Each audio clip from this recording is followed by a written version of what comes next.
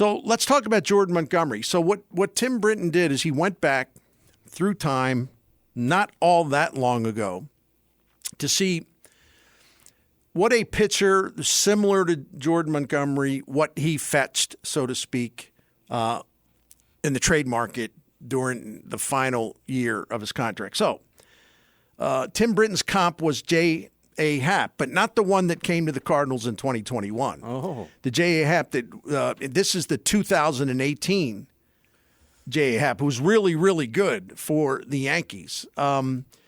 He was dealt from the Blue Jays to the Yankees at the deadline, and he really he was coming off a couple really good years in Toronto. His career was kind of revived. So what did the Blue Jays get for renting? What did they? I think I had this backwards. That's what I mean. I'm going to stumble around. What did the Blue Jays receive in exchange for Happ? They received Brandon Drury, who's in the majors now, but he's kind of a spare part. No disrespect to him. And the off-traveled Billy McKinney. Oh, outfielder has been around a long, bunch of clubs. He's kind of a marginal major leaguer, but I think player like him. So at the time, Drury was struggling in his third full season in the bigs after having 2 good years with Arizona. McKinney had just made his debut for the Yankees. And he was removed, a few years removed, Tim Britton tells us, from being a top 100 prospect. And that was the third time that he had been traded. So my point is, when I was reading this, with all due respect to Brandon Drury and Billy McKinney, I was kind of like, oh, the air came out of the tires. Yeah, it does, doesn't it? You just kind of slump in your chair like, oh, that's it, huh? Now, this does not mean that the Cardinals will get a very similar return. You just never know about how these things could go, especially if it's a tight market, seller's market. Teams need starting pitching. They compete against each other. That's the one thing about this piece I want to caution you on. It has some context, but I don't know if it has the context that would apply to this year's trading market. And that's not a shot at the guy who wrote it, because he's doing really, really well. All right, Jack Flaherty. Mm-hmm. All right. Here we go. This is the Athletics, Tim Britton, going back searching for comps, best matches, like in terms of Jack Flaherty. You're just wincing already. Oh no, this could not be. No, this brings back memories of reading this morning. Okay, and I was like, oh. The best his comp. Yes. Noah Syndergaard last year. Yeah, that's what I mean. That's what I'm saying, right? You're right. Yes. Yeah. So for all of you out there, like the dude I heard today on national radio saying, well, the Rangers need starting pitching. You flip Montgomery, you get Jack Leiter. No, you ain't going to get Jack Leiter. Oh, not the number 2 pick. You might get a couple of years ago. Whoever the hell. Well, Billy McKinney's still out there. Maybe you get him. Yeah. I don't know. No, I'm only kidding. All right. Here's what Tim Dillon wrote. And this gives it context. Like Syndergaard a year ago, Flaherty's a supremely talented right-hander who's delivered elite results in the increasingly distant past, now working his way back from health issues. He's young. Flaherty is younger now than Syndergaard was last year, and he has not shown as distinct a drop-off in stuff as Syndergaard had. And he won't cost as much financially the rest of the season. Syndergaard was pitching better on a rate basis before the trade deadline last year, but with fewer innings, and because the Angels protected him with a 6-man rotation. So what did the Angels get when they traded him to Philly? Okay. They got former prospect who was, I don't know if he was the number 1 or number 2 pick overall, but Mickey Moniak. Oh, yeah, they were waiting a long time for Moniak to come through. And he's kind of how would I define him? He's a role player for the Angels. He's not a bad player, but, does it move the needle?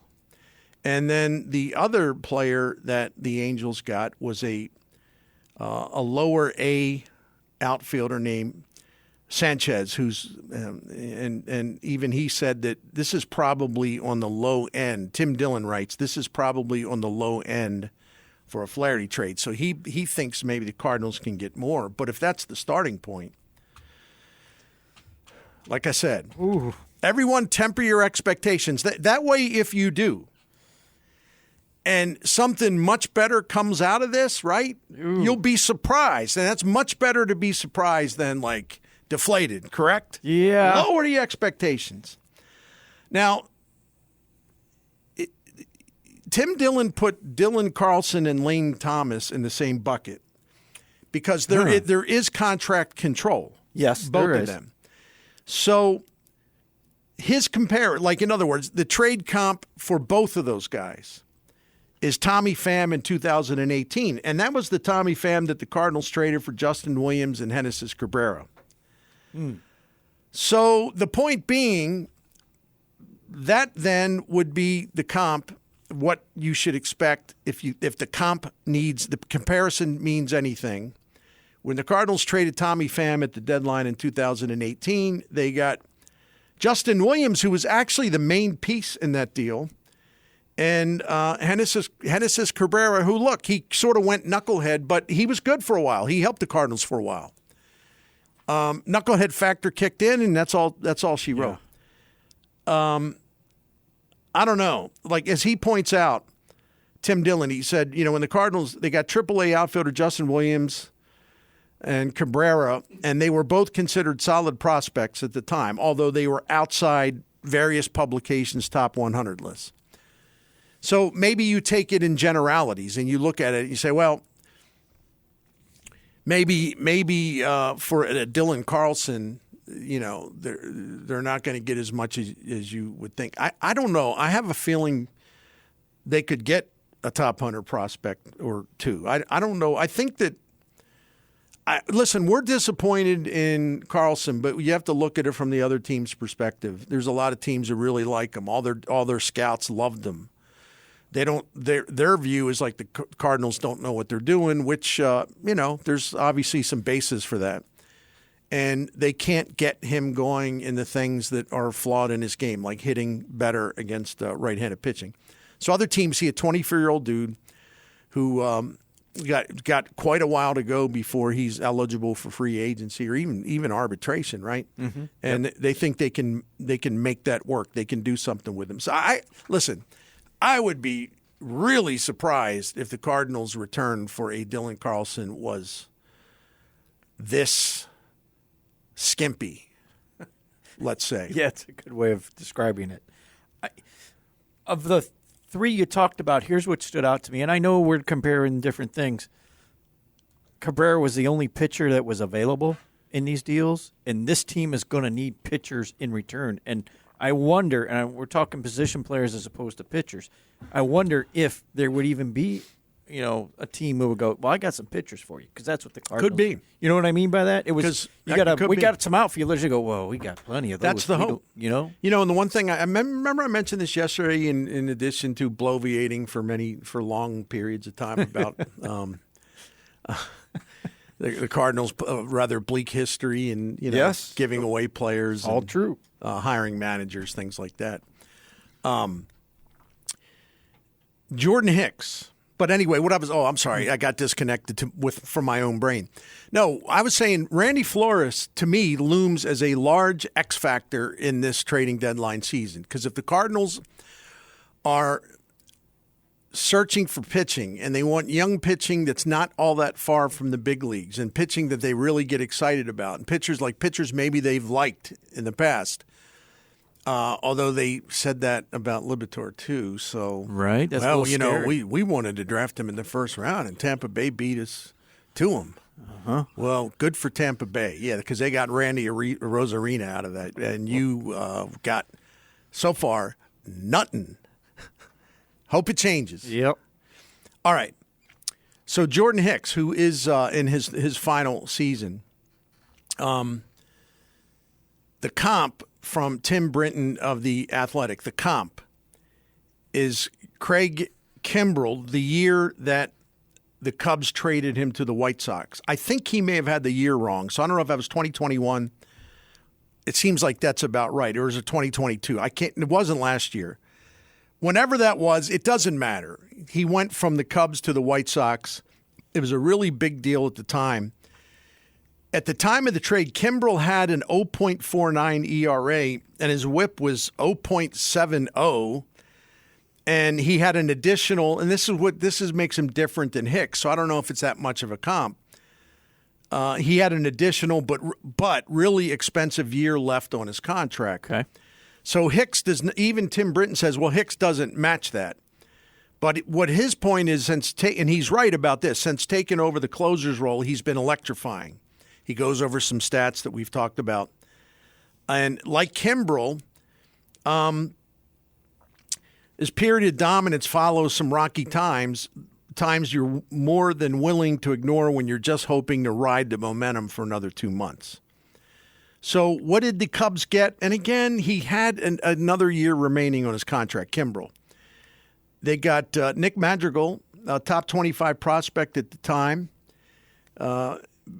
He had played well in the majors before suffering a season-ending hamstring injury June of that year. I remember that, yeah. And Cody Heuer, a controllable big league reliever. Tim Britton says, quote, the Cardinals will not get particularly close to that package back. But Hicks' tantalizing stuff makes him the kind of pitcher who may fetch quite a bit more than the stats suggest he would. Now, at the time they got Madrigal, if I'm saying that right, and I know who he is, he was considered a much bigger deal than he is now. Mm-hmm. You know, so you got to also put it in the context of the time, at the moment. Right. Here's my opinion. I could be wrong. But you've heard me say this, my friend Jim Heuer. I think Jordan Hicks will get more for the Cardinals in return than anybody they're going to trade. And I'm talking about the people that we have identified as trading. Right. We ain't talking about, well, if they traded Brennan Donovan or Nolan Gorman. You know, that's a whole different category. Mm-hmm. But we're talking about walkier guys that we've all identified, right? I think they're going to do well with him because there's a lot of good teams that have very vulnerable bullpens. You know, and they really, really, really want to fortify those bullpens because you need 3 of those late inning monsters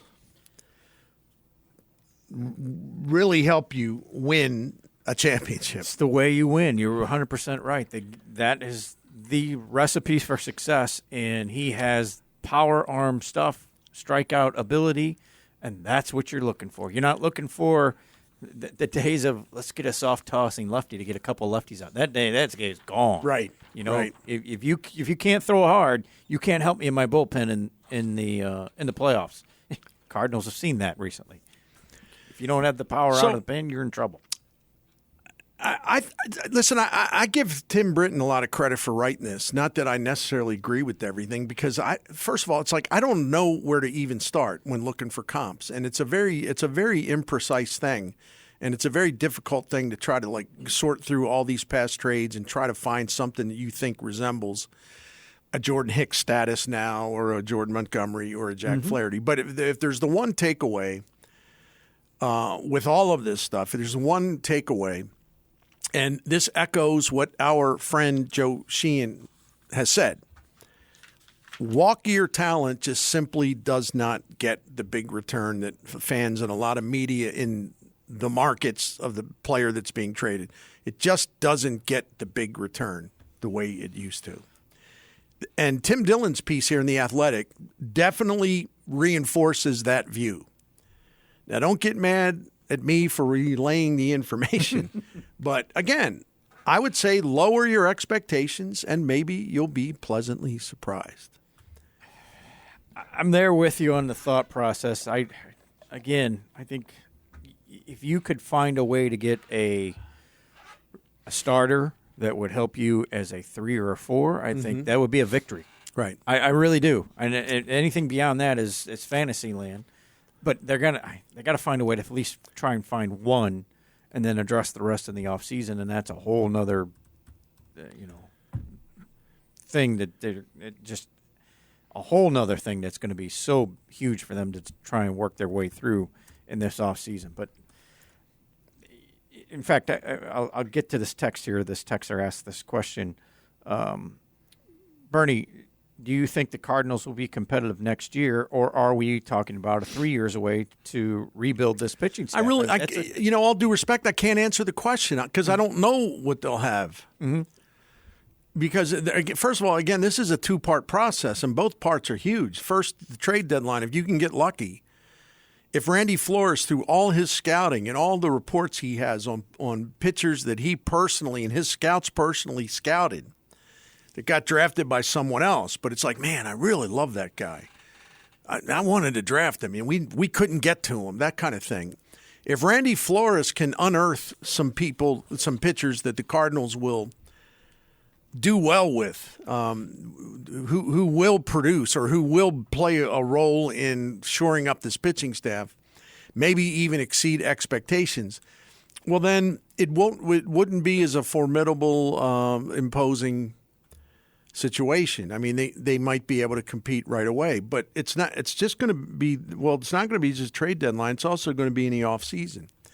And do we trust John Mozeliak to sign free agents? Do we trust that Bill DeWitt would be willing to say, boy, that's really a lot of money, but let's go for it? I don't trust either one of those things. I'm there with you on that. So, yeah, my concern, now this gets to the question, although, again, I don't know an answer to put a timeline on it. Yeah, but my concern is that this ain't going to be a quick, like, oh, they're back. They're, going to win 93 games next season. It could drag on for a little bit. I just don't know. But that's why it's so imperative for them to manage their assets.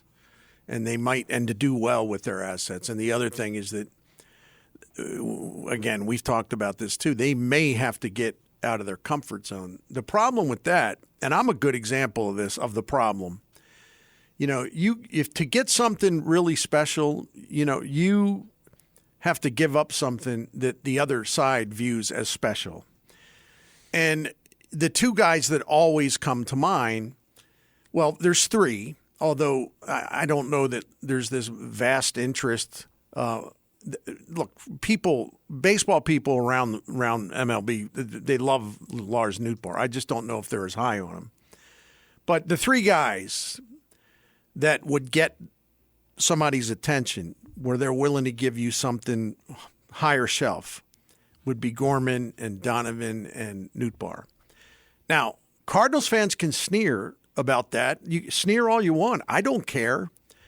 I'm telling you who's in demand, and we know this from last winter, and we know this even in recent times because there's been some stuff getting out of the Cardinals organization about this. Just say no to Gorman. They don't want to give up Donovan. They still don't want to give up Nootbaar. But what are you going to do if you're trying to get something other than a prospect, someone who's really close to the majors or in the majors who's young and contract cost controlled? You're going to have to give up something that hurts. Yeah, it's 100% accurate. I just don't know. What I don't know is what they would be willing to do. But this reluctance, this reticence cost them a chance to get Sean Murphy from Oakland. And they spent $87.5 million on a catcher, Wilson Contreras, that they've done nothing but cheap shot and low bridge since he got here because they were stupid in signing him. They apparently never saw the Cubs play, so they had no idea what to expect from him as a catcher. And that in that case, but then again, you got to be aware of your own ignorance and laziness. And you say, well, what do you mean by that? You got to know that you have not done your due diligence on Contreras. You've been too lazy to do it. You're too haughty to do it. You're ignorant in terms of like really understanding how he's so different than when you're used to and how that might be a problem. So when you're arrogant as they are, they think they know everything. The Contreras thing really has exposed them about how little they really truly know. Because if you don't know what kind of defensive catcher he is, he's in the division, your division, he's your arch rival team, 2016 through 2022, and he shows up and you're like, whoa, wait a minute. What's this? That tells us how much brain power they have lost, how complacent, lazy, and arrogant they are. They still think they're smarter than everybody else. The Contreras thing exposed that once and for all as what the reality is. If anybody thinks I'm being too hard on them, bring it on. That's fine. I don't think I am. Because if you don't know a player that's prominent who won a World Series with the Cubs, who in fact was the catcher in Game 7, if you don't know who he is and what you can expect, good, bad, or otherwise, you're arrogant and you're lazy. I'm sorry. Texter points out this, sorry, but I can't see pitching and defense getting any better with this current staff. So my thought is... Well, yeah, we know that you got to get more, though. But he's talking about the coaching staff. Oh, I'm sorry. Excuse me. So my thought for the offseason is really concentrate on finding the best pitching coach available and trick or overpay him into coming here. Your thoughts? Oh, I'm sure that pitching coach who might have other opportunities, probably first thing he's going to do is call Mike Maddox, Yes. So, I don't think – I appreciate the sentiment, but, again, you got to fit into this club they have down there, the I got your back club, And you have a manager who thinks he reinvented the game. You have a manager who thinks he knows everything. He knows what's best. He's smarter than you. He's smarter than you. He's smarter than that guy. He's smarter than everyone. Who wants to work for that if you got options? I can't see anybody. And, they're going to have to go recruit some pitchers to come in here next year. How are they? What's their message going to be to a pitcher who they're trying to bring in here? Well, we got a brand new iPad. We have a special relationship with Apple. Yes, we do. And we got advanced copies of their new model of iPad. So you're going to get a chance to play with that thing before the rest of the country does. Is that the pitch? I don't know. It's scary when you look at it because everybody's seeing what's going on with Contreras. So any guy that's being courted by this regime next year, they're looking at that going, well, I'm not going anywhere near that. I know. See what they did to Contreras? Why would I want to go there? By the way, they ended up in next to last place this year. There's another reason not to go back there. I mean, it really is a big mess what they got to work on this year, and it's a mountain that they got to climb next year to get back to being competitive. Tell you what, Randy Flores, Viva Alberto's did a thing at the end of last year talking about some of Randy Flores' drafts, and we had a question about this yesterday. And again, thanks to Viva Alberto's for looking up the information. In 2016, that was his first draft, talking about Randy Flores. Mm-hmm. Dylan Carlson in the kind of the compensatory pick in between the first and second round. Dakota Hudson, same thing, compensatory pick. Zach Gallen, Tommy Edman. Look, we can say what we want about how Carlson is a disappointment, but you look at the names on that list, and Dakota Hudson will never know because the Tommy John surgery, he hasn't been the same after that. And that's what pitchers do. They break. But if you look at that list right there and the people that he drafted, that's pretty damn good. It is. It's quality. Now, 2017, not so much. Scotty Hurst, oops, third round. Whew. Kramer Robertson, fourth round. Jake Walsh, who they just designated for assignment, 16th round. Cody Whitley, 27th round. Cody Whitley would have been a hell of a pick, but again, he broke. Yeah, good point. Jake Walsh had really, really good stuff. He broke, not just the elbow, but the shoulder. 2018, man, whoa. Nolan Gorman, first round. Brendan Donovan, 7th round. Lars Nootbaar, 8th round. You can't do better than that. I'm sorry. Quality. Because when we say Nolan Gorman, first round, we're not talking about a top 5 pick. We're not talking about a top 10 pick. Mm-hmm. Gorman, Donovan, and Nootbaar. 2019, by the way, this first name I'm going to mention has nothing to do with Randy Flores. He identified the kid's talent, and the major league staff and John Mozeliak absolutely screwed him up. First round pick, Zach Thompson. Andre Palante, 4th round. We're down on him, but for a 4th round pick, that's good. Connor Thomas, a lot of hype, 5th round. Where is he? I mean, you had everybody talking about, oh, man, this guy, hey, keep an eye on this Connor Thomas. I'm keeping an eye on his ERA, which is up in the stratosphere. Is that what you're talking about? He has stalled. Pedro Pages is a catcher, I think. 6th round. Jack Ralston, 7th round. Chandler Redmond hits a lot of home runs, 32nd round. Not bad. 2020.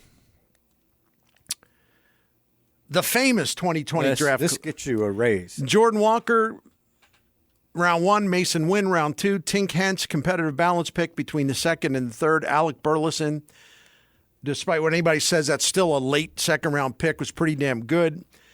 A pitcher named Ian Bedell, who is doing good things down below and starting to make his move. We'll see.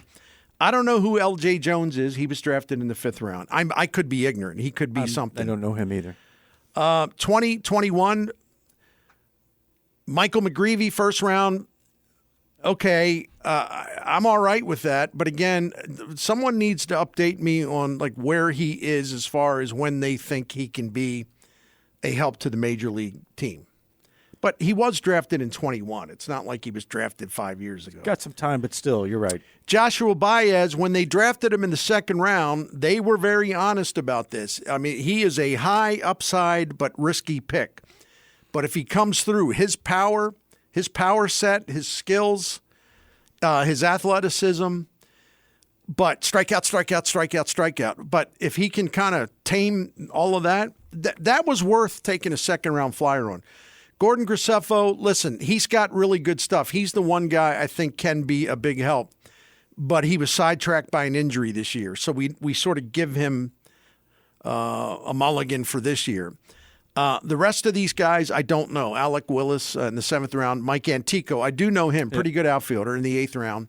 Alex Cornwell in the 15th round. Andrew Marrero in the 18th round.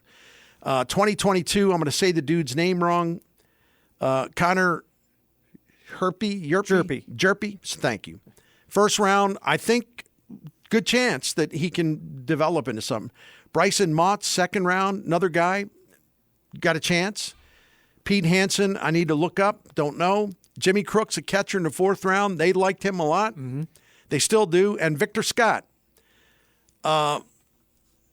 Runs well, steals a lot of bases, a lot of buzz on him, not just from the Cardinals, but other people around baseball. These are all, look, all in all, these drafts are terrific. All in all.